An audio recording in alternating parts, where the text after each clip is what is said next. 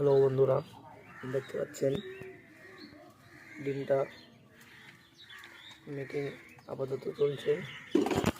রোদে ডিমটাকে আগে হালকা করে মাখানো হয়ে গেছে, বা তেলের উপরে যাবে। দেখতে থাকুন, ভিডিওটা খুব ইন্টারেস্টিং হতে চলেছে। চলে যাবে, এক এক করে ডিম যাবে, শিখাবে না তো।